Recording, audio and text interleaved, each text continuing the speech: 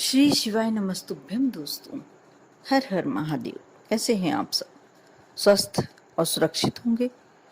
दोस्तों, जो शनिवार पड़ रहा है 19 मार्च को, बहुत ही महत्वपूर्ण, होली के बाद आने वाला शुक्ल पक्ष का पहला शनिवार।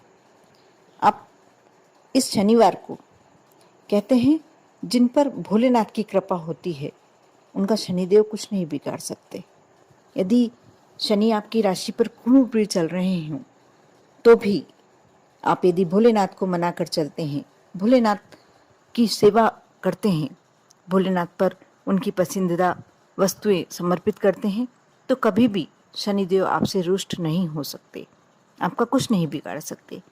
इसलिए हमेशा आप ध्यान रखें कि सोमवार तो सभी लोग जल समर्पित करते हैं, पूजन करते हैं भोलेनाथ का, लेकिन आप शनिवार को भी अवश्य शिवालय जाया करें। जो भी आप समर्पित करना चाहते हैं करें और भोलेनाथ से प्रार्थना कर कर आएँ कि हे भगवान, इतनी कृपा बनाए रखना, हे भोलेनाथ इतनी कृपा बनाए रखना कि कभी भी शनिदेव की क्रूर दृष्टि हमारे जीवन पर ना पड़े।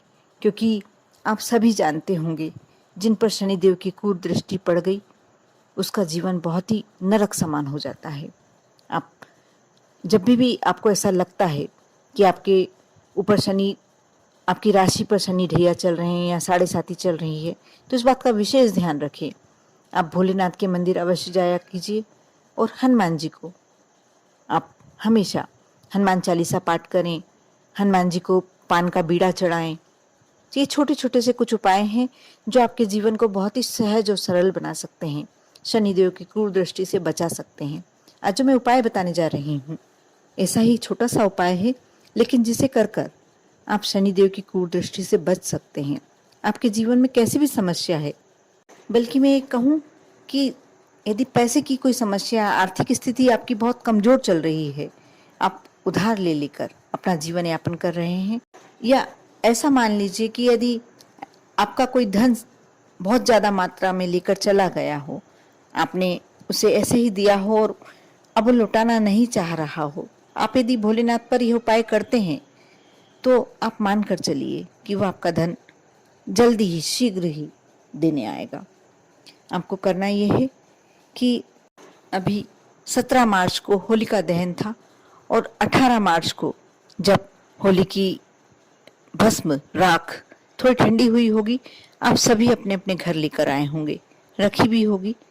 आप करना यह है कि शनिवार के दिन जो 19 मार्च को पड़ रहा है, आप स्नान कर कर, जब सुबह उठ के स्नान करें तो थोड़ी सी जो होली की भस्म उठाकर लाए हैं वह रखें और साथ में जो भी सामग्री रखना चाहते हैं, पूजन की सामग्री, यदि आप जल ले आना चाहते हैं, जल समर्पित करना चाहते हैं, जल ले जाएं। जो भी आपको सामग्री समर्पित करना है वो आपकी मर्जी, आप ले जा सकते हैं। लेकिन आपको 3 वस्तुएं अवश्य ले आना है: गुलाल, अबीर और जो भी आपने होली की भस्म लाए हैं।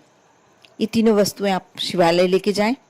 यदि आप कलश ले गए हैं जल का, तो सबसे पहले आप भोलेनाथ को कलश से जल समर्पित करें। अपनी बेलपत्र, शमी पत्र, पुष्प जो भी ले गए हैं वह सब समर्पित करें। यदि आप दीपक ले गए हैं तो दीपक प्रज्वलित कर दें।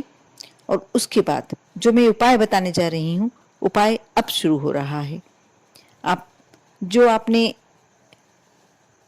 भभूत ले गए हैं, भस्म ले गए हैं, होली की भस्म, आप उससे भोलेनाथ के ऊपर त्रिपुंड बनाइए। यानी तीनों उंगलियों से, आपकी जो बीच की तीनों उंगलियां होती हैं, सीधे हाथ से बनाना है आपको। तीनों उंगलियों को थोड़ा सा हल्का सा गीला कर लीजिए और भोलेनाथ पर जो 3 रेखाएं होती हैं वह बनाइए और भोलेनाथ को उस पर अबीर समर्पित कीजिए, गुलाल समर्पित कीजिए।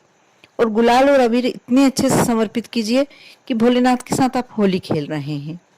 उसके बाद आप मन ही मन अवधूतेश्वर महादेव का नाम लीजिए और जो भी मन से विनती करना है, जो भी आपकी इच्छा है, जो भी आपके साथ कष्ट चल रहा हो, जो भी आपके जीवन में समस्या चल रही है, भोलेनाथ को कहिए, भोलेनाथ के आगे बैठ के विनती कीजिए।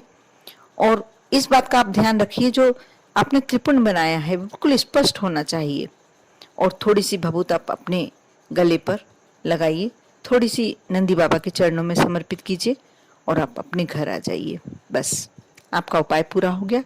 अब देखना, आपका कोई भी कैसा भी कष्ट हो, शनिवार के दिन सिर्फ आप एक बार ये कार्य कर लेते हैं, ये उपाय कर लेते हैं, होली की भस्म भोलेनाथ को समर्पित कर देते हैं, क्योंकि आप जानते हैं कि भोलेनाथ को भस्म कितनी ज्यादा प्रिय है। गुलाल भी भोलेनाथ को बहुत प्रिय होता है और अबीर अबीर भी भोलेनाथ को समर्पित होता है। आप जब यह समर्पित करके अपने मन की इच्छा रखते हैं, उनको त्रिपुण बनाकर अपने मन की इच्छा रखते हैं, तो आप भोलेनाथ आपकी बात टाल ही नहीं सकते। जो भी आप दिल से विनती करके आते हैं, आपकी वह मनोकामना अवश्य पूरी होती है। कर देखिए, श्रद्धा के साथ, भक्ति के साथ, क्योंकि भोलेनाथ एक ऐसे देव हैं जिनकी आप सिर्फ एक श्रद्धा और भक्ति के साथ जो भी कार्य करते हैं, जो भी विनती करते हैं, जो भी समस्या रखते हैं, भगवान उस पर अवश्य ध्यान देते हैं। कर देखिए। ओम नमः शिवाय।